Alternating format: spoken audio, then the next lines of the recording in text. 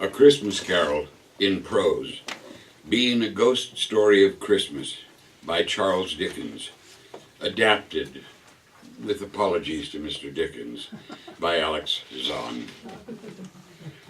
Preface.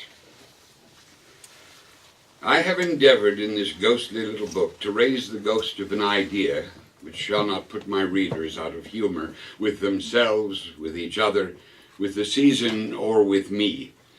May it haunt your houses pleasantly, and no one wish to lay it. Your faithful friend and servant, C.D. Stave 1, Marley's Ghost. Marley was dead to begin with. There is no doubt whatever about that. The register of his burial was signed by the clergyman, the clerk, the undertaker, and the chief mourner. Scrooge signed it, and Scrooge's name was good upon anything he chose to put his hand to. Yes, old Marley was as dead as a doornail. Mind, I don't mean to say that I know of my own knowledge what there is particularly dead about a doornail. I might have been inclined myself to regard a coffin nail as the deadest piece of ironmongery in the trade, but the wisdom of our ancestors is in the simile, and my unhallowed hands shall not disturb it, or the country is done for. You will therefore permit me to repeat emphatically that Marley was as dead as a doornail. Scrooge knew he was dead? Of course he did. How could it be otherwise? Scrooge and he were partners for I don't know how many years. Scrooge was his sole executor, sole administrator, sole assign, his sole residuary legatee, his sole friend, and sole mourner. Scrooge never painted out old Marley's name, however. There it yet stood years afterward above the warehouse door. Scrooge and Marley. The firm was known as Scrooge and Marley. Sometimes people new to the business called Scrooge, and sometimes Marley. He answered to both names. It was all the same to him. Oh, but he was a tight-fisted hand at the grindstone, was Scrooge. A squeezing, wrenching, grasping, scraping, clutching, covetous old sinner. External heat and cold had little influence on him. No warmth could warm him. No cold could chill him. No wind that blew was bitterer than he. No falling snow was more intent upon its purpose. No pelting rain less open to entreaty. Foul weather didn't know where to have him. The heaviest rain and snow and hail and sleet could boast of the advantage over him only in one respect. They often came down handsomely, and Scrooge never did. Nobody ever stopped him on the street to say with gladsome looks, "My dear Scrooge, how are you? When will you come to see me?" No. No beggars implored him to bestow a trifle. No children asked him what it was o'clock. No man or woman ever once in all his life inquired the way to such and such a place. Scrooge. Even blind men's dogs appeared to know him, and when they saw him coming on, they would tug their owners into doorways and up courts, and then would wag their tails as though to say, "Oh, no eye at all is better than an evil eye, dark master." But what did Scrooge care? It was the very thing he liked, to edge his way along the crowded paths of life, warning all human sympathy to keep its distance. Once upon a time, of all the good days in the year, upon a Christmas Eve, old Scrooge sat busy in his counting house. It was cold, bleak, biting, foggy weather, and the city clocks had just gone 3, but it was quite dark already. The door to Scrooge's counting house was open, that he might keep his eye upon his clerk, who, in a small, dismal little cell beyond, a sort of tank, was copying letters. Scrooge had a very small fire, but the clerk's fire was so much smaller that it looked like one coal. But he couldn't replenish it, for Scrooge kept the coal box in his own room. And so surely as the clerk came in with the shovel, the master predicted that it would be necessary for them to part. Wherefore the clerk put on his white comforter and tried to warm himself at the candle, in which effort, not being a man of strong imagination, he failed. "Merry Christmas, Uncle! God save you!" cried a cheerful voice. It was the voice of Scrooge's nephew, Fred, who came upon him so quickly that this was the first intimation Scrooge had of his arrival. "Blah! Humbug! Christmas? A humbug? Oh, Uncle, surely you don't mean that." "I do. Merry Christmas. What right have you to be merry? What reason have you to be merry? You're poor enough." "Oh, come on then. What right have you to be dismal? What reason have you to be morose? You're rich enough." "Humbug!" "Oh, don't be cross, Uncle." "What else can I be when I live in such a world of fools as this? Out upon Merry Christmas! What's Christmas time to you but a time for paying bills without money, a time for finding yourself 1 year older and not 1 hour richer, a time for balancing your books and finding that they don't? If I could work my will, every idiot who goes about with Merry Christmas on his lips should be boiled with his own pudding and buried with a stake of holly through his heart. He should. Uncle, nephew, keep Christmas in your own way and let me keep it in mine." "But you don't keep it." "Let me leave it alone then. Much good may it do you, much profit has it ever brought you." "But there are many things from which I have derived good by which I have not profited. I dare say Christmas is foremost among them. But I am sure I have always thought of Christmas time when it comes around, apart from the veneration due to its sacred origin, if anything belonging to it can be apart from that, as a good time, a kind, forgiving, charitable, pleasant time, the only time I know of in the long calendar of the year when men and women seem by one consent to open their shut-up hearts freely and to think of people below them as if they really were fellow travelers to the grave and not another race of creatures bound on other journeys. And therefore, Uncle, though it has never put a scrap of gold or silver in my pocket, I believe that it has done me good and will do me good, and therefore I say, God bless it." The clerk in the tank involuntarily applauded. "Let me hear another sound from you, and you'll keep your Christmas by losing your situation." "You're quite a powerful speaker, sir. I wonder you don't go into Parliament." "Oh, don't be angry, Uncle. Come, dine with us tomorrow." "Indeed, I shall dine with you when the realm of Satan is as cold as it is here today. But why, Uncle, why? Why did you get married?" "Because I fell in love." "Because you fell in love? Pooh. And, Uncle, you never came to see me before that happened. Why give it as a reason for not coming now?" "Good afternoon." "I want nothing from you. I ask nothing of you. Why cannot we be friends?" "Good afternoon."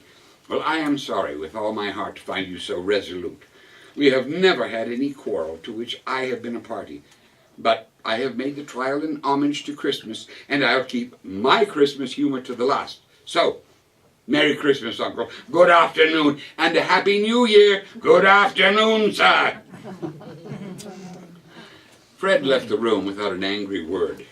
The clerk, in letting Scrooge's nephew out, had let 2 other people in. They were portly gentlemen, pleasant to behold, and now stood with their hats off in Scrooge's office.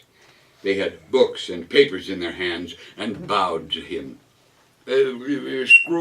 Scrooge and Marley, I believe," said one of the gentlemen, referring to his list. "Have I the pleasure of addressing Mr. Scrooge or Mr. Marley?" "Marley has been dead these 7 years. He died 7 years ago this very night." "Oh, our condolences, sir. What is it you want, gentlemen?" "At this festive time of the year, Mr. Scrooge, it is more than usually desirable that we should make some slight provision for the poor and destitute who suffer greatly at the present time.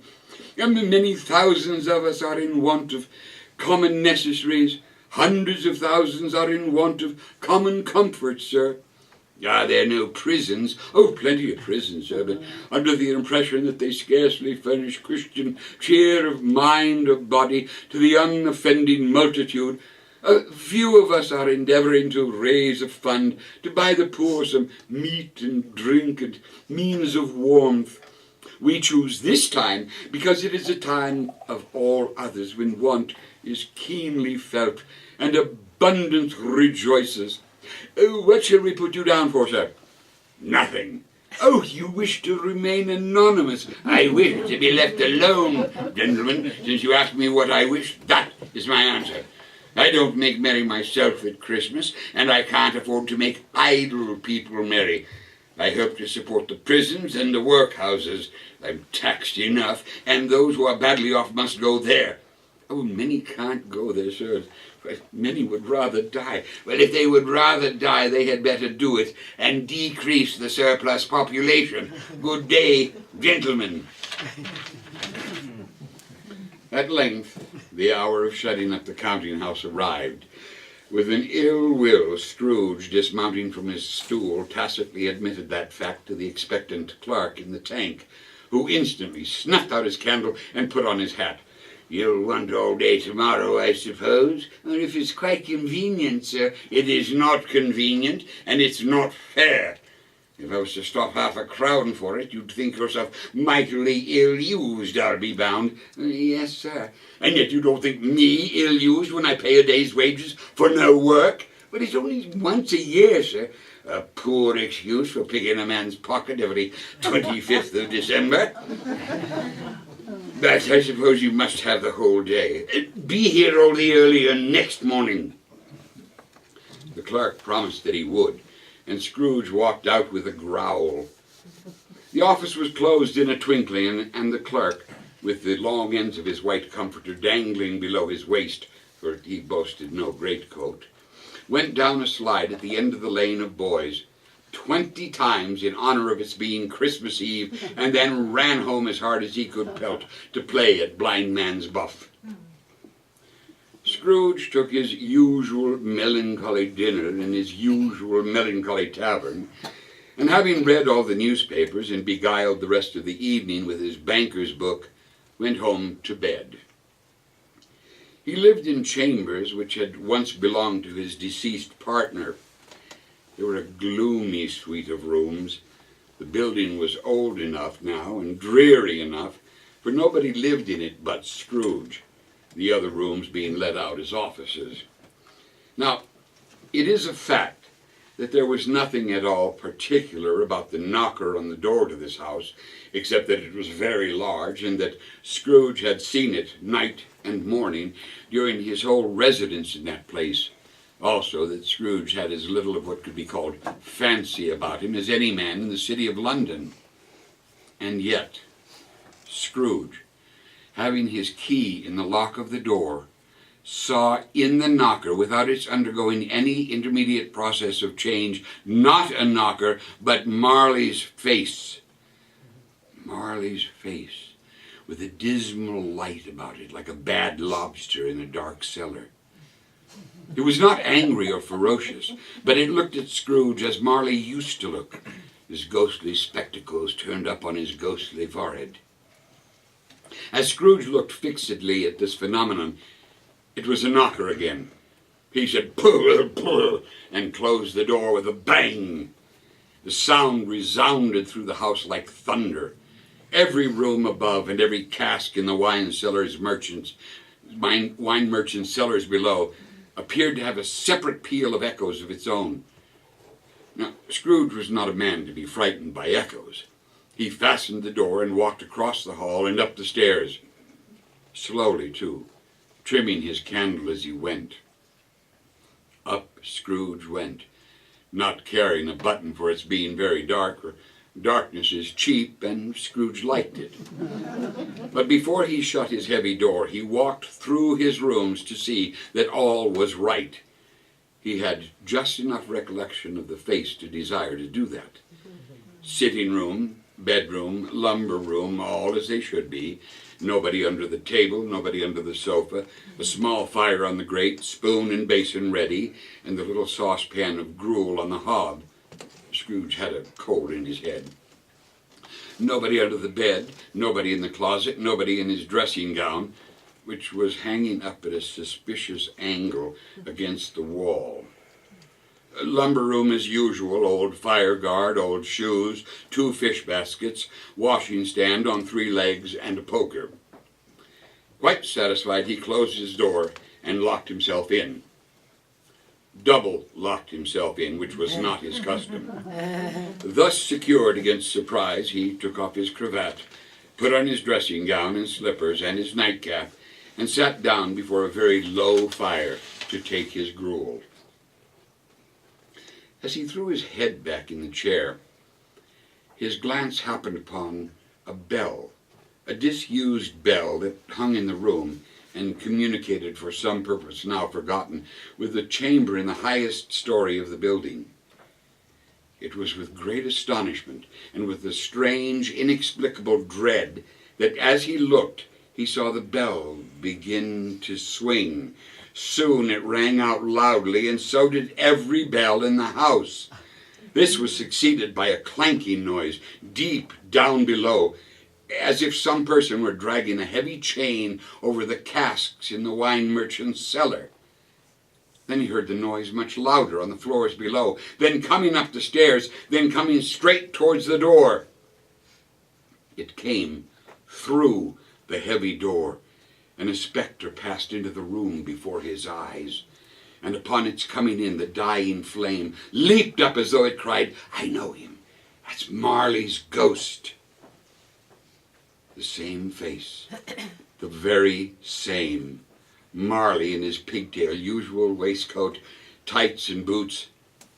His body was transparent so that Scrooge, observing him and looking through his waistcoat, could see the 2 buttons on the coat behind. Scrooge had often heard that Marley had no bowels, but he had never believed it until now. No, nor did he believe it even now, though he looked the phantom through and through, and saw it standing before him, though he felt the chilling influence of its death, cold eyes, and noticed the very texture of the folded kerchief about its head and chin. He was still incredulous. "How now? What do you want with me?" "Much." Marley's voice, no doubt about it. "Who are you?" "Ask me who I was. You're awfully particular for a ghost." "Who were you then?" "In life I was your partner, Jacob Marley." Can you sit down?" "I can." "Then do so." Now, Scrooge asked the question because he didn't know whether a ghost so transparent might find himself in a condition to take a chair, and felt that in the event of its being impossible, it might involve the necessity of an embarrassing explanation. But the ghost sat down on the opposite side of the fireplace as if he were quite used to it. "You don't believe in me, do you?" "I don't." "What evidence would you have of my reality beyond that of your senses?" "I don't know." "Why do you doubt your senses?" "Because a little thing affects them. A slight disorder of the stomach makes them treats. You might be a bit of undigested beef, a blot of mustard, a crumb of cheese, a fragment of an underdone potato. There's more of gravy than of grave about you, whatever you are." Now, Scrooge was not much in the habit of cracking jokes, nor did he feel in his heart by any means waggish then. The truth is that he tried to be smart as a means of distracting his own attention and keeping down his terror, for the spectre's voice disturbed him to the very marrow of his bones. "You see this toothpick?" "I do." "You're not looking at it." I see it notwithstanding. Well, I have but to swallow this, and be for the rest of my days persecuted by a legion of goblins, all of my own creation. Humbug, I tell you, humbug. At this the spirit raised a frightful cry and shook his chain with such a dismal and appalling noise that Scrooge held on tight to his chair to save himself from falling into a swoon. Mercy, dreadful apparition, why do you trouble me?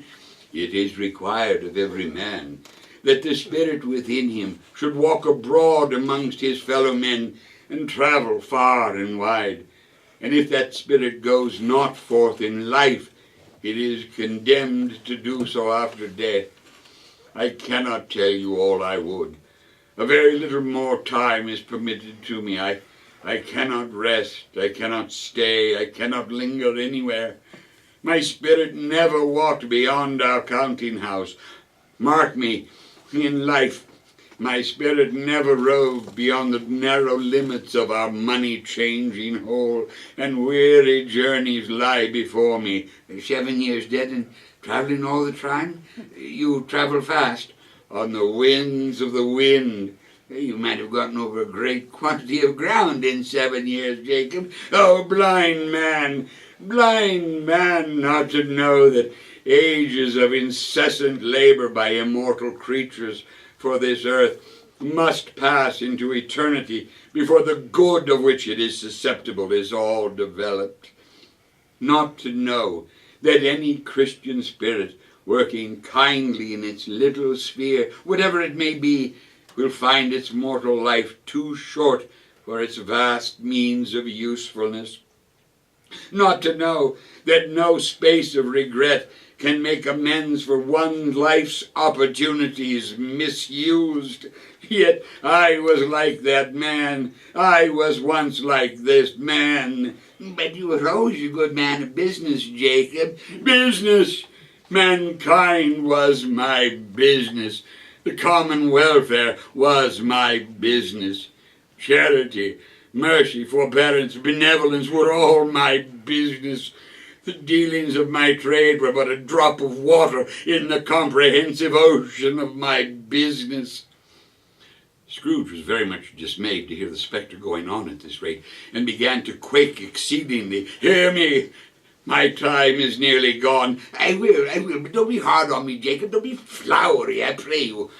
I am here tonight to warn you that you have yet a chance and hope of escaping my fate. A chance and hope of my procuring Ebenezer. Well, you are always a good friend to me, Jacob, I thank you. You will be haunted by 3 spirits. Is that the chance and hope you mentioned, Jacob? I think I'd rather not. Without their visit, you cannot hope to shun the path I tread. Expect the first tomorrow night, when the bell tolls 1. Couldn't I take them all at once and have it over with, Jacob? Expect the second on the next night at the same hour. The third upon the next night, when the last stroke of 12 has ceased to vibrate. Look to see me no more, Ebenezer, and look that for your own sake you remember what has passed between us. Remember, Ebenezer, remember. It walked backward from him. At every step it took, the window raised itself a little, so that when the apparition reached it, it was wide open, and he floated out upon the bleak, dark night. Scrooge closed the window and examined the door by which the ghost had entered. It was double locked, as he had locked it with his own hands, and the bolts were undisturbed. Scrooge tried to say humbug, but stopped at the first syllable. And being from the emotion he had undergone, or the fatigues of the day, or his glimpse into the invisible world, or the dull conversation of the ghost, or the lateness of the hour, he was much in need of repose. He went straight to bed without undressing, and fell asleep upon the instant. Stave 2, the first of the 3 spirits. When Scrooge awoke, it was so dark that looking out of bed he could scarcely distinguish the transparent window from the opaque walls of his chamber, when suddenly the church clock tolled a deep, dull, hollow melancholy one. Light flashed up in the room upon the instant, and the curtains of his bed were drawn aside by a strange figure, like a child, yet not so like a child as an old man, viewed through some supernatural medium, which gave him the appearance of having receded from the view, and being diminished to a child's proportions. His hair, which hung about his neck and down his back, was white as if with age, and yet the face had not a wrinkle in it, and the tenderest bloom was on the skin. It held a branch of fresh green holly in its hand, and in singular contradiction to that wintry album, had his dress trimmed with summer flowers. But the strangest thing about it was that from the crown of its head there sprung a bright, clear jet of light, by which all this was visible, and which was doubtless the occasion of its using in its duller moments a great extinguisher for a cap which it now held under its arm. "Are you the spirit whose coming was foretold to me?" "I am." "Who and what are you?" "I am the ghost of Christmas past." "Long past?" "No, your past. The things you will see with me are shadows of things that have been. They will have no consciousness of us." "What business brings you here?" "Your welfare." "But I think a good night's sleep would be more conducive to that end." "Rise and walk with me." It would have been vain for Scrooge to plead that the weather and the hour were not adapted to pedestrian purposes. That bed was warm and the thermometer a long way below freezing, that he was clad but lightly in his slippers, dressing gown, and nightcap, and that he had a cold upon him at the time. The grasp, though gentle as a woman's hand, was not to be resisted. He rose, but finding that the spirit made toward the window, clasped his robe in supplication. "I am mortal, I am liable to fall. Bear but a touch of my hand. There, and you shall be upheld in more than this."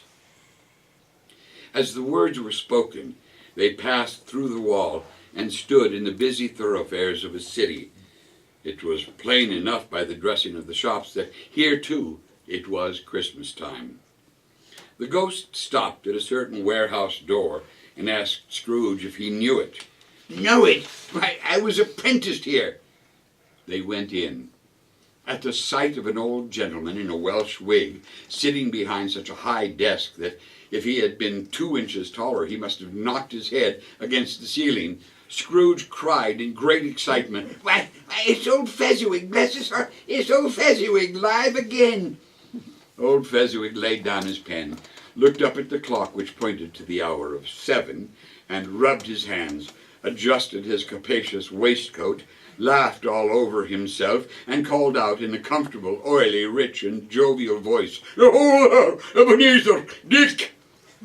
A living and moving picture of Scrooge's former self. A young man came briskly in, accompanied by his fellow apprentice. "Why, it's Dick Wilkins, to be sure, my old fellow apprentice. Bless me, yes, there he is. He was very much attached to me, was he? Oh, dear. Go, my boys. No more work tonight. Christmas Eve, Dick. Christmas Eve, Ebenezer. Let's have the shutters up before a man can say Jack Robinson.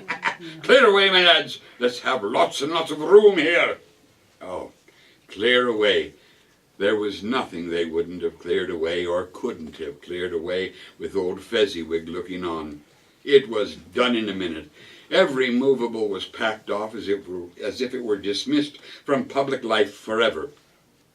The floor was swept and watered, lamps were trimmed, fuel was heaped upon the fire, and the warehouse was as snug and warm and dry and bright a ballroom as you could desire to see upon a winter's night. In came a fiddler with a music book and went up to the lofty desk and made an orchestra of it, and tuned in like 50 stomach aches.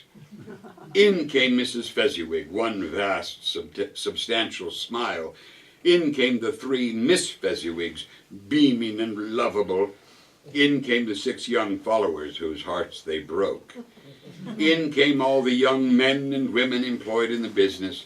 In came the housemaid with her cousin the baker. In came the cook with her brother's particular friend the milkman.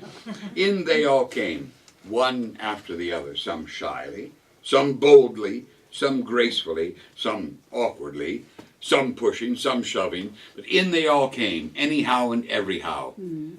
Away they all went, 20 couple at once, hands half round and back again the other way, down the middle and up again, round and round in various stages of affectionate grouping. Old top couple always turning up in the wrong place. New top couple starting off again as soon as they got there. All top couples at last, and not a bottom one to help them. When this result was brought about, old Fezziwig, clapping his hands to stop the dance, cried out, "Well done!" And the fiddler plunged his hot face into a pot of porter especially provided for that purpose. There were more dances, and there were forfeits, and more dances, and there was cake, and there was a great piece of cold roast, there was a great piece of cold beef, there were mince pies, and plenty of beer.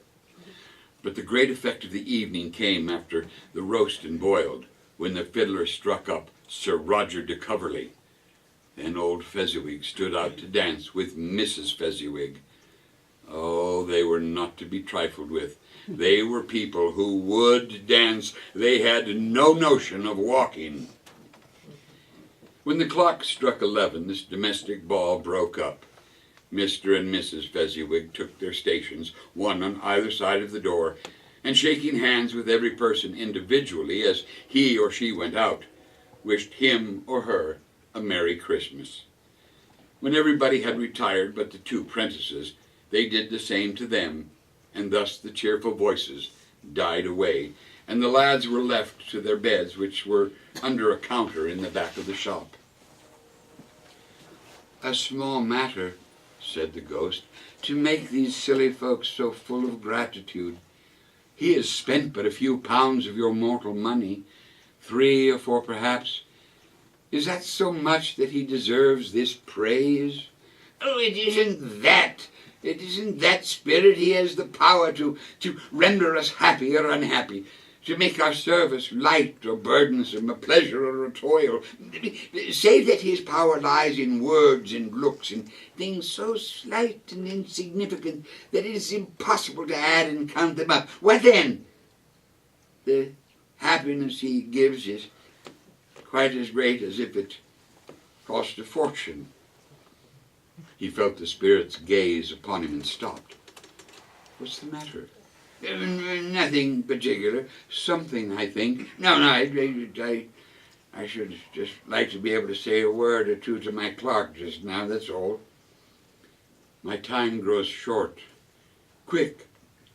This was not addressed to Scrooge or to anyone whom he could see, but it produced an immediate effect.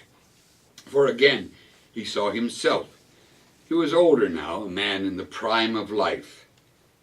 He was not alone, but sat by the side of a fair young girl in a black dress, in whose eyes there were tears. "It matters little," she said, "to you very little. Another idol has displaced me, and if it can comfort you in time to come, I would have tried to do. I have no cause to grieve." "Well, what idol has displaced me? Displaced you?" "A golden one.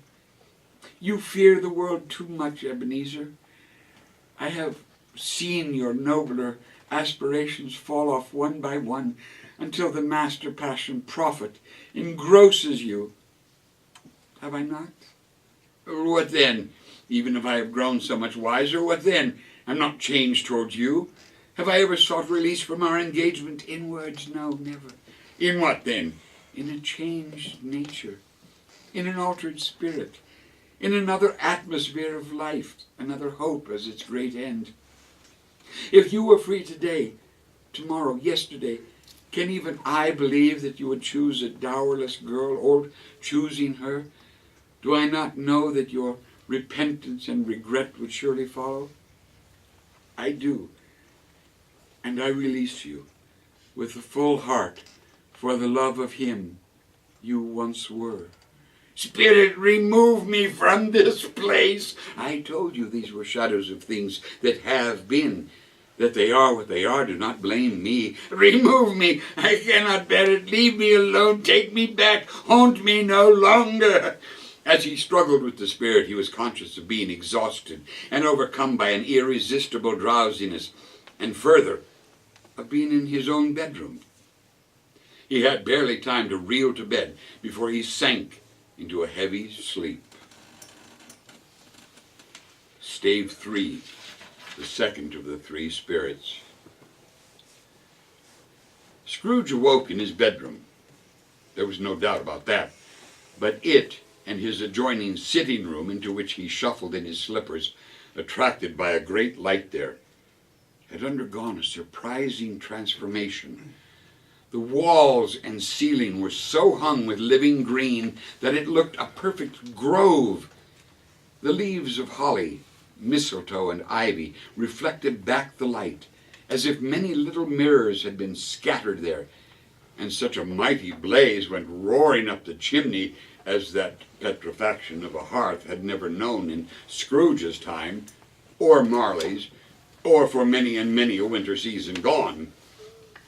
Heaped upon the floor to form a kind of throne were turkeys, geese, game, brawn, great joints of meat, red-hot chestnuts, cherry-cheeked apples, juicy oranges, luscious pears, and great bowls of punch. In easy state upon this couch there sat a giant, glorious to see, who bore a glowing torch in shape not unlike Plenty's horn, and who raised it high to shed its light on Scrooge as he came peeping around the corner. Come in, man, and know me better. I am the ghost of Christmas Present. Look upon me. You've never seen the likes of me before, have you? Never. Have you never walked forth with the younger members of my family? Meaning my elder brothers born in these late years? I don't think I have, Spirit. I'm afraid I have not. Have you many brothers, Spirit? More than 1,800. A tremendous family to provide for. Spirit, conduct me where you will. I went forth last night on compulsion, and I learned a lesson which is working now. Tonight, if you have aught to teach me, let me profit by it. Touch my robe. Scrooge did as he was told and held it fast. The room and its contents all vanished instantly, and they stood in city streets upon a snowy Christmas morning. Scrooge and the ghost passed on, invisible, straight to Scrooge's clerk's house, and on the threshold of the door the spirit smiled and stopped to bless Bob Cratchit's dwelling with the sprinklings of his torch. Think of that. Bob had but 15 bob a week himself. He pocketed on Saturday but 15 copies of his Christian name, and yet the ghost of Christmas Present blessed his 4-room house. Up rose Mrs. Cratchit's wife, dressed out but poorly in a twice-turned gown, brave in ribbons, which are cheap and made a goodly show for 6pence, and she laid the cloth, assisted by Belinda Cratchit, second of her daughters, also brave in ribbons, while Master Peter Cratchit plunged a fork into the saucepan of potatoes. And now, 2 smaller Cratchits, a boy and a girl, came tearing in, screaming that outside the baker's they had smelt the goose and known it for their own. And basking in luxurious thoughts of sage and onion, these young Cratchits danced about the table and exalted Master Peter Cratchit to the skies, while he blew the fire until the slow potatoes, bubbling up, knocked loudly at the saucepan lid to be let out and peeled. "Oh, whatever has got your precious father, then?" said Mrs. Cratchit. "And your brother, Tiny Tim, and Martha wasn't as late as this last Christmas by half an hour." "Oh, here's Martha, mother," said a girl, appearing as she spoke. "Here's Martha, mother," cried the 2 young Cratchits. "Oh, Martha, Martha, Martha, there is such a goose, such a goose." "Why, bless your heart, my live, my dear, how late you are," said Mrs. Cratchit, kissing her a dozen times and taking off her shawl and bonnet for her. "Well, we'd had a work to finish up last night, mother, and Had to clear it away this morning. Well, never mind, so long as you are come. Sit ye down by the fire, my dear, and have a warm. Lord bless ye. No, no, here comes father, here comes father. Hide, Martha, hide. So Martha hid herself, and in came Bob, the father, with at least 3 feet of comforter, exclusive of the fringe, hanging down before him.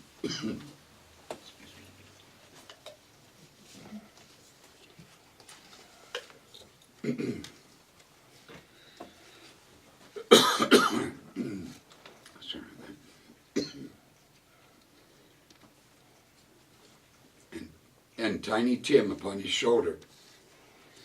Alas for Tiny Tim! He bore a little crutch and had his limbs supported by an iron frame. "Why, where's our Martha?" cried Bob Cratchit, looking around. "Not coming. Not coming.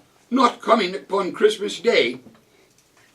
Martha didn't like to see him disappointed, even if it were only in jest.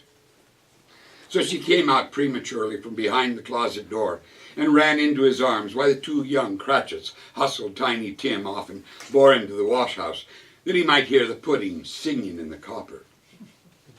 "And how did little Tim behave?" asked Mrs. Cratchit. "Oh, as good as gold, and better. Sometimes he gets so thoughtful, sitting by himself so much, and he thinks the strangest things you ever heard. He told me coming home that he hoped the people saw him in the church because he was a cripple, and it might be pleasant for them to remember upon Christmas Day who made lame beggars walk and blind men see." Bob's voice was tremulous when he told them this, and trembled more when he said, "I believe Tim is growing stronger and heartier every day." His active little crutch was heard upon the floor, and back came Tiny Tim before another word was spoken, escorted by his brother and sister to his stool beside the fire.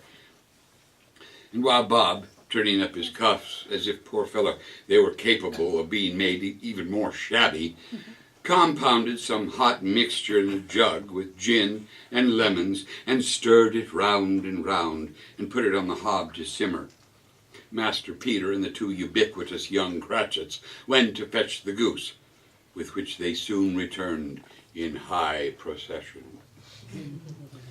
Mrs. Cratchit made the gravy hissing hot. Master Peter mashed the potatoes with incredible vigor. Miss Belinda sweetened up the applesauce.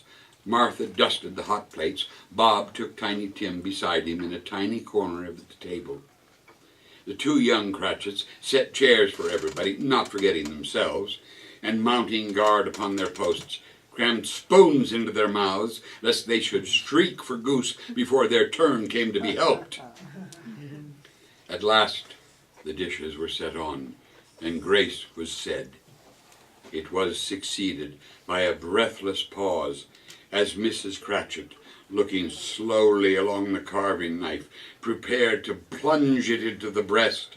And when she did, and when the long-expected gush of stuffing issued forth, one murmur of delight arose all around the table, and even Tiny Tim, excited by the 2 young Cratchits, beat on the table with the handle of his knife and feebly cried, "Hurrah!" Bob said he didn't believe there ever was such a goose cooked. Its tenderness and flavor, size and cheapness were the themes of universal admiration. Eked out by applesauce and mashed potatoes, it was a sufficient dinner for the whole family. Everyone had had enough, and the youngest Cratchits in particular were steeped in sage and onion to the eyebrows. But now, the plates being changed by Miss Belinda, Mrs. Cratchit left the room alone, too nervous to bear witnesses, to take the pudding up and bring it in. Suppose it should not be done enough. Suppose it should break in turning out. Suppose somebody should have got over the wall of the backyard and stolen it while they were merry with the goose. A supposition at which the 2 young Cratchits became livid. All sorts of horrors were supposed. Oh, then a great deal of steam The pudding was out of the copper. A smell like a washing day. That was the cloth. A smell like an eating house and a pastry cook's next door to each other, with the laundresses next door to that. That was the pudding. In half a minute, Mrs. Cratchit entered, flushed but smiling proudly, with the pudding, like a speckled cannonball, so hard and firm, blazing in half a quartern of ignited brandy, and bedight with Christmas holly stuck into the top. Oh, a wonderful pudding, Bob Cratchit said, and calmly too, that he'd regarded this as the greatest success achieved by Mrs. Cratchit since their marriage. Mrs. Cratchit said that now the weight was off her mind, she would confess that she had her doubts about the quantity of flour. Everybody had something to say about it, but nobody said or thought it was at all a small pudding for such a large family. Any Cratchit would have blushed to hint at such a thing. At last the dinner was all done, the cloth was cleared, the hearth swept, and the fire made up, the compound in the jug being tasted and considered perfect. Apples and oranges were put upon the table, and a shovelful of chestnuts on the fire. Then all the Cratchit family drew round the hearth in what Bob Cratchit called a circle. And at Bob Cratchit's elbow stood the family display of glass, 2 tumblers and a custard cup without a handle. But these held the hot stuff from the jug, however, as well as golden goblets would have done, and Bob served it out with beaming looks, while the chestnuts on the fire sputtered and crackled noisily, and Bob proposed, "A Merry Christmas to us all, my dears. God bless us," which all the family re-echoed. "God bless us, every one," said Tiny Tim last of all. He sat very close to his father's side upon his little stool, and Bob held his withered little hand in his, as though he loved the child and wished to keep him by his side, and dreaded that he might be taken from him. "Mr. Scrooge, I give you Mr. Scrooge, the founder of the feast." Scrooge raised his head speedily on hearing his own name. "The founder of the feast, indeed," cried Mrs. Cratchit, turning red. "I wish I had him here. I'd give him a piece of my mind to feast upon, and I hope he'd have a good appetite for it. My dear, the children, Christmas Day? Well, it should be Christmas Day, I'm sure, on which one drinks the health of such an odious, stingy, hard, unfeeling man as Mr. Scrooge. You know he is, Robert. Nobody knows it better than you do, poor fellow. My dear, it's Christmas Day. I'll drink his health for your sake, and the day's, not for his. Very well. Long life to him. A Merry Christmas and a Happy New Year. He'll be very merry and very happy, I have no doubt." The children drank the toast after her. It was the first of their proceedings which had no heartiness in it. Tiny Tim drank it last of all, but he didn't care twopence for it.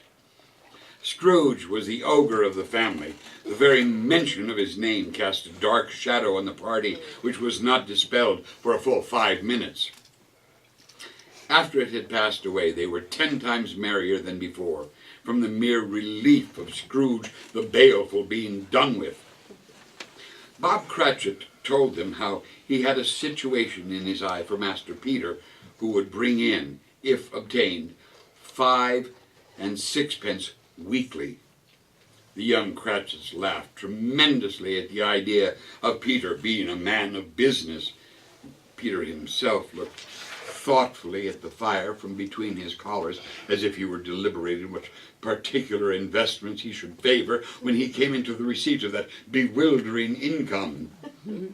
Martha, who was a poor apprentice at a milliner's, then told them what kind of work she had to do, and how many hours she worked at a stretch, and how she meant to lie abed tomorrow morning for a good long rest, tomorrow being a holiday she passed at home. All this time The chestnuts and the jug went round and by they had a song about a lost child traveling in the snow from Tiny Tim, who had a plaintive little voice and sang it very well indeed. Now, there was nothing of high mark in any of this. They were not a handsome family. They were not well dressed. Their shoes were far from being waterproof. Their clothes were scanty, and Peter might have known, and very likely did, the inside of a pawnbroker's. But they were happy, grateful, pleased with one another, and contented with the time. And when they faded, they looked happier yet in the bright sprinklings of the Spirit's torch at parting. Scrooge had his eye upon them, and especially upon Tiny Tim until the last. Spirit, tell me, will Tiny Tim live? Well, if nothing changes, the child will die, but what of it? Decrease the surplus population. Scrooge had held his head in shame to hear his own words thrown back at him. It was a great surprise to Scrooge, as the scene vanished, to hear a hearty laugh. It was a much greater surprise to Scrooge to recognize it as his own nephew's, and to find himself in a bright, gleaming room with the Spirit standing smiling by his side and looking at that same nephew. Now, it is a fair, even-handed, noble adjustment of things that while there is infection in disease and sorrow, there is nothing in the world so irresistibly contagious as laughter and good humor. When Scrooge's nephew laughed, Scrooge's niece by marriage laughed as heartily as he, and their assembled friends, being not a bit behindhand, laughed out lustily. He said that Christmas was a humbug, as I live, and he believed it too. Oh, more the shame for him, Fred, said Scrooge's niece in dignity. Bless the women, they never do anything by halves. They're always in earnest. Well, he's a comical old fellow, but that's the truth, and he's not so pleasant as he might be. However, his offenses carry their own punishment, and I have nothing to say against him. But who suffers from his ill wills? Himself, always. But here he takes it into his head to dislike us, and he won't come and dine with us. What's the consequence? He don't lose much of a dinner. Indeed, I think he loses a very good dinner, interrupted Scrooge's niece. Everybody said the same, and they must be allowed to have been competent judges because they had just had dinner, and, with the dessert upon the table, were clustered around the fire by lamplight. Well, I'm very glad to hear it, because I haven't any great faith in these young housekeepers. What do you say, Topper? Topper clearly had his eye on one of Scrooge's niece's sisters, for he answered that the bachelor was a wretched outcast who had no right to express an opinion on the subject, whereas Scrooge's niece's sister, the plump one with the lace tucker, not the one with the roses, blushed. After tea they had some music, for they were a musical family, and knew what they were about when they sang a glee or a catch. I can assure you, especially Topper, who could growl away the bass like a good one, and never swell the large veins in his forehead, or get red in the face over it. But they didn't devote the whole evening to music. After a while they played at forfeits, for it's good to be children sometimes, and never better than at Christmas, when its mighty founder was a child himself. There was first a game of blind man's buff, and I no more believe that Topper was really blinded than I believe he had eyes in his boots, because the way in which he went after that plump sister in the lace tucker was an outrage on the credulity of human nature. Knocking down the fire irons, tumbling over the chairs, bumping up against the piano, smothering himself among the curtains. Wherever she went, there went he. He always knew where the plump sister was. He wouldn't catch anybody else. If you had fallen up against him, as some of them did, and stood there, he would have made a feint of endeavoring to seize you, which would have been to reply to an affront to your understanding, and would instantly have sidled off in the direction of the plump sister. Oh, Spirit, here's a new game. 1/2 hour, Spirit, only 1/2 hour. This was a game called Yes and No, where Scrooge's nephew had to think of something, and the rest must find out what. He only answering to their questions yes or no, as the case was. The fire of questioning to which he was exposed elicited from him that he was thinking of an animal, a live animal, a rather disagreeable animal, a savage animal, an animal that growled and grunted sometimes and talked sometimes and lived in London and walked about the streets and wasn't made a show of and wasn't led by anybody and didn't live in a menagerie and was never killed in a market and was not a horse, an ass, a cow, a bull, a tiger, a dog, a pig, a cat, or a bear. At every new question put to him, the nephew burst out into a fresh roar of laughter and was so inexpressibly tickled that he was obliged to get up off the sofa and stamp his feet. At last, the plump sister cried out, "I found it! I know what it is, Fred! I know what it is!" "Well, what is it?" "It's your Uncle Scrooge!" Which it certainly was. Admiration was the sentiment, though some objected that the reply to, "Is it an ass?" ought to have been yes. Uncle Scrooge had imperceptibly become so gay and light of heart that he would have drank to the unconscious company in an inaudible speech. But the whole scene passed off in the breath of the last word spoken by his nephew, and he and the spirit were again upon their travels. Much they saw, and far they went, and many homes they visited, but always with a happy ending. The spirit stood beside sick beds, and they were cheerful. On foreign lands, and they were close to home. By struggling men, and they were patient in their greater hope. By poverty, and it was rich. In almshouse, hospital, and jail. In misery's every refuge. Where vain man in his little brief authority had not made fast the door and barred the spirit out, he left his blessing and taught Scrooge his precepts. Suddenly, as they stood together in an open place, the bell struck 12. Scrooge looked about him for the ghost and saw it no more. As the last stroke ceased to vibrate, he remembered the prediction of old Jacob Marley, and lifting up his eyes, beheld a solemn phantom, draped and hooded, coming like a mist along the ground towards him. Stave 4, the last of the spirits. The phantom slowly, gravely, silently approached. When it came near him, Scrooge bent down upon his knee, for in the air through which this spirit moved, it seemed to scatter gloom and mystery. It was shrouded in a deep black garment, which concealed its head, its face, its form, and left nothing of it visible, save one outstretched hand. He knew no more, for the spirit neither spoke nor moved.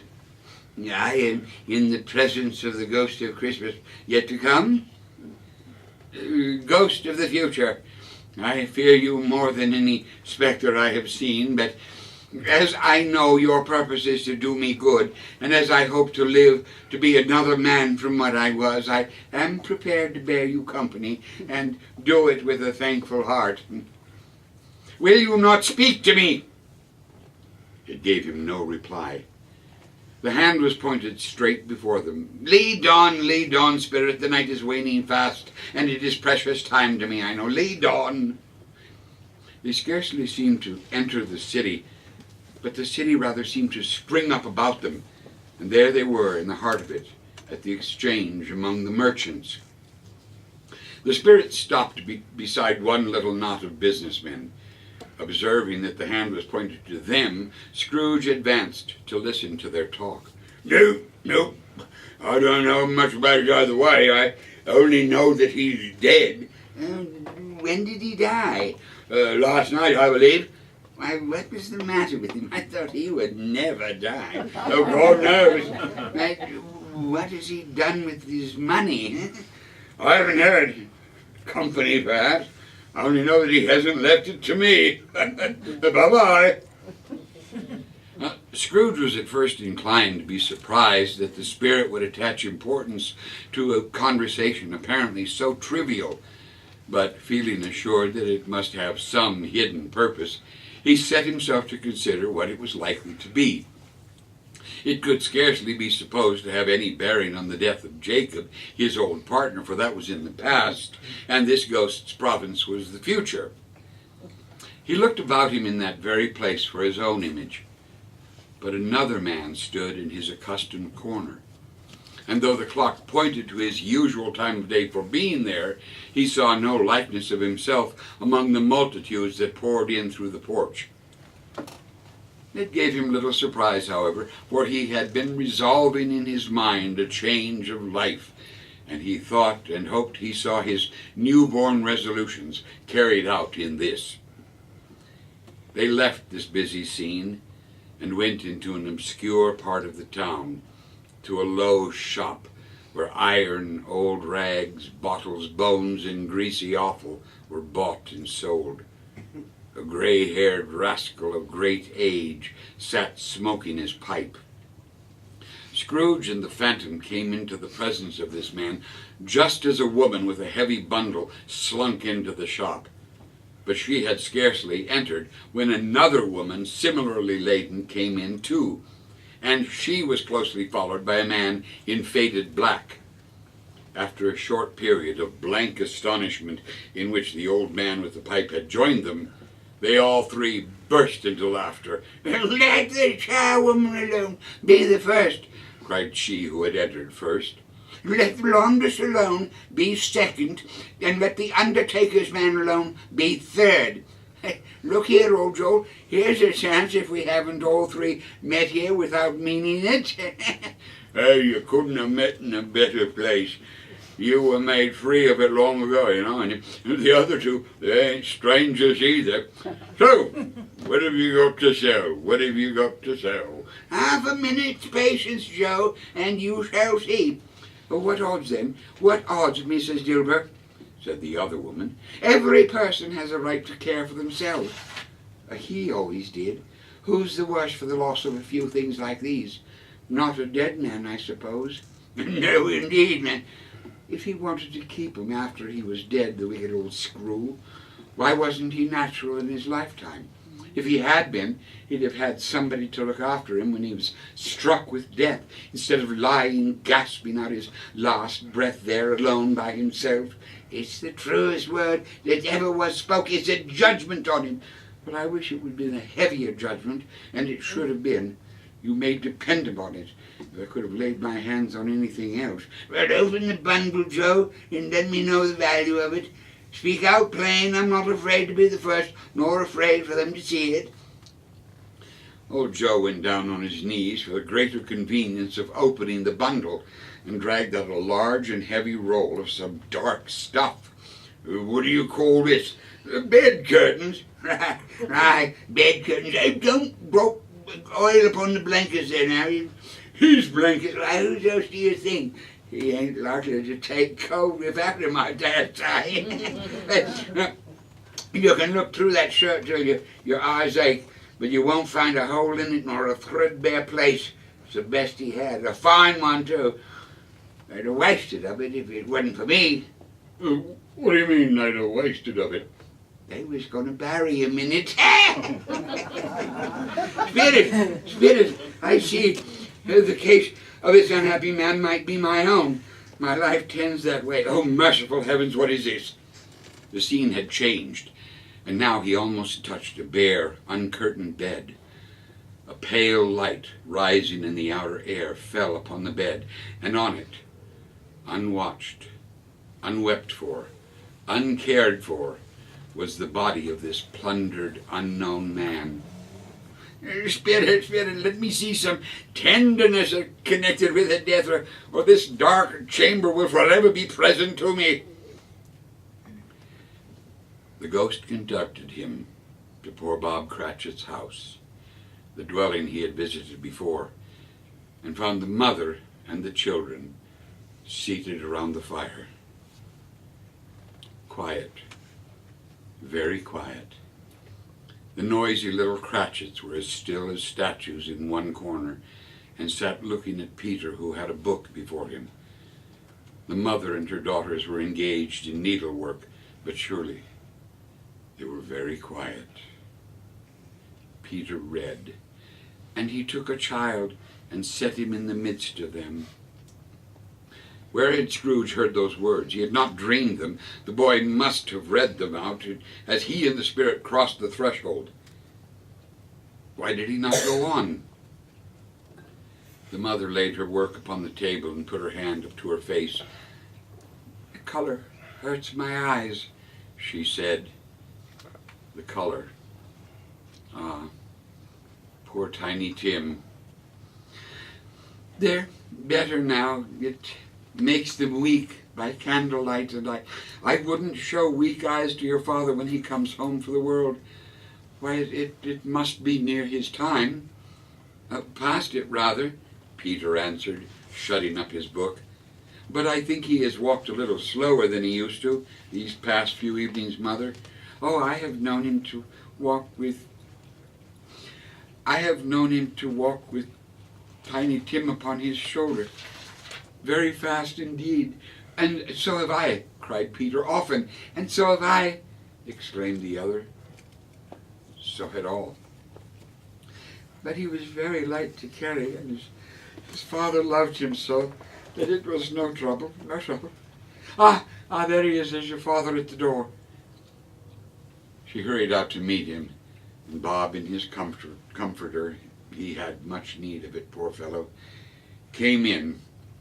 His tea was ready for him on the hob, and they all tried who should help him to it the most. Then the two young Cratchits got upon his knees and laid each child a little cheek against his face, as if they said, "Don't mind it, Father. Don't be grieved." Bob was very cheerful with them and spoke pleasantly to all the family. He looked at the work upon the table and praised the industry and speed of Mrs. Cratchit and the girls. They would be done long before Sunday, he said. "Sunday? You went today then, Robert?" "Yes, my dear.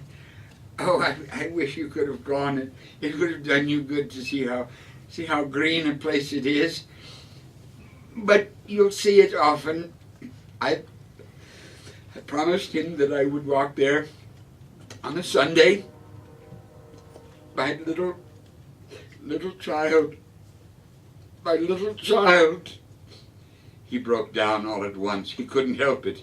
If he could have helped it, he and his child would have been farther apart, perhaps, than they were. "Inspector, Spirit, something informs me that our parting moment is at hand. I know it, but I know not how. Tell me what man that was with the covered face whom we saw lying dead." The ghost of Christmas yet to come conveyed him to a dismal, wretched, ruinous churchyard. The Spirit stood among the graves and pointed down to one. "Before I draw nearer to that stone to which you point, answer me one question. Are these the shadows of things that will be, or are they shadows of things that may be only?" Still the ghost pointed downward to the grave by which it stood. "Men's courses will foreshadow certain ends to which, if persevered in, they must lead. But if the courses be departed from, the ends will change. Say it is thus with what you show me." The Spirit was immovable as ever. Scrooge crept towards it, trembling as he went, and following the finger, read upon the stone of the neglected grave his own name, Ebenezer Scrooge. "Am I that man who lay upon the bed? No, Spirit, no, no. Hear me. I am not the man I was. I will not be the man I must have been but for this intercourse. Why, show me this if I am past all hope. Show me that I may yet change these shadows you have shown me by an altered life." For the first time, The hand faltered. "I will honour Christmas in my heart and try to keep it all the year. I will live in the past, the present, and the future. The spirits of all three shall strive within me. I will not shut out the lessons that they teach. Oh, tell me, I may sponge away the writing on this stone."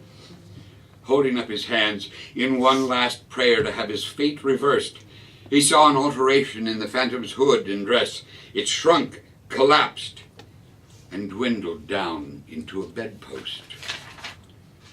Stave 5, the end of it. Yes, and the bedpost was his own. The bed was his own. The room was his own. Best and happiest of all, the time before him was his own to make amends in. He was checked in his transport by the churches ringing out the lustiest peals he had ever heard.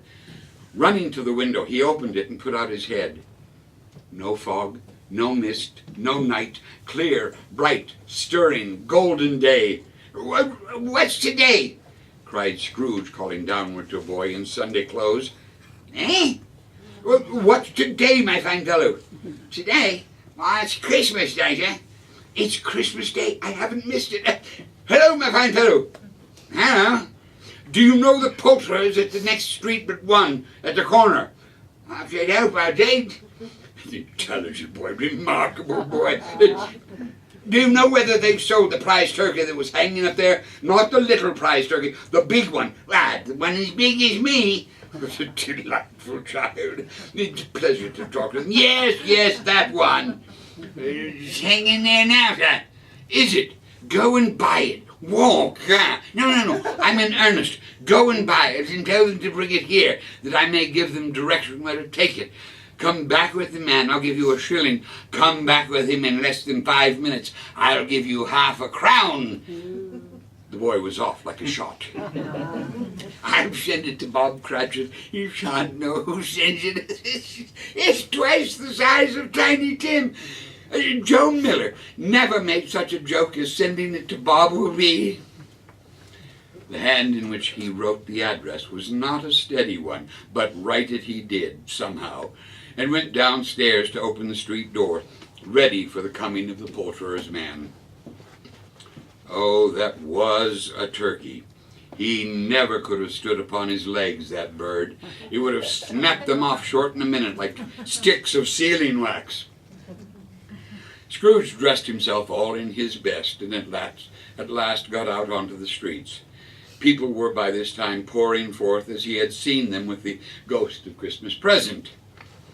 And walking with his hands behind him, Scrooge regarded everyone with a delighted smile. He looked so irresistibly pleasant, in a word, that 3 or 4 good-humored fellows said, "Good morning, sir, and Merry Christmas to you." Scrooge said often afterwards that of all the blithe sounds he had ever heard, these were the blithest in his ears. In the afternoon he turned his steps towards his nephew's house. He passed the door a dozen times before he had the courage to go up and knock, but he made a dash and did it. "Is your master home, my dear?" said Scrooge to the girl who opened the door for him. "Yes, sir." "Where is he, my love?" "He's in the dining room with the mistress." "He knows me. I'll just go in there, my dear.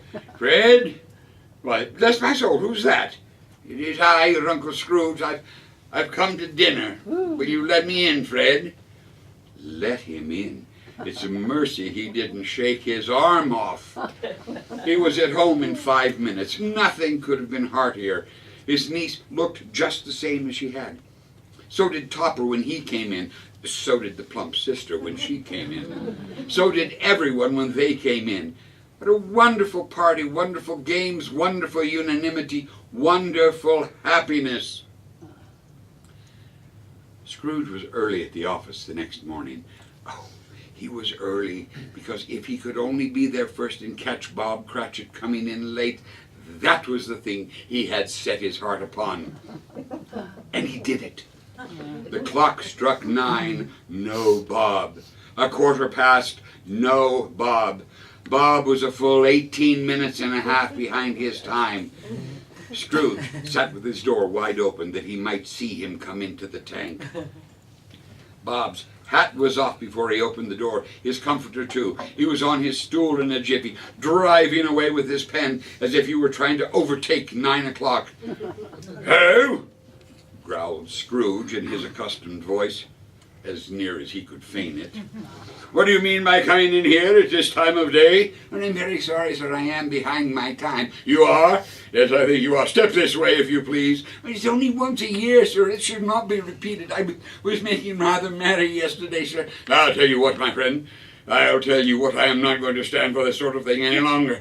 And therefore, Scrooge continued, leaping up from his stool and giving Bob such a big dig in the waistcoat that he staggered back into the tank again, and therefore I am about to raise your salary.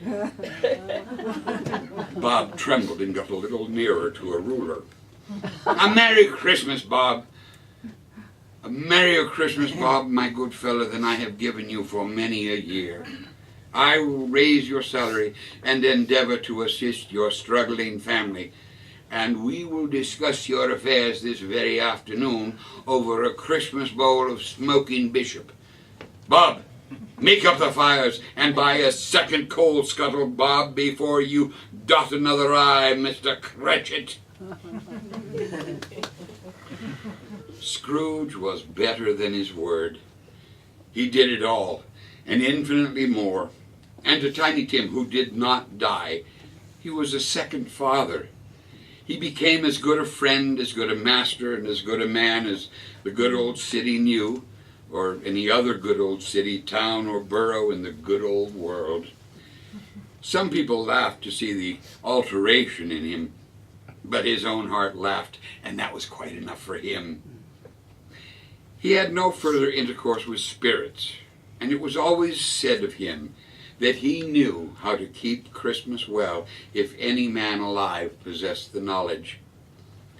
May that truly be said of us, all of us. And so, as Tiny Tim observed, God bless us, every one. Thank you.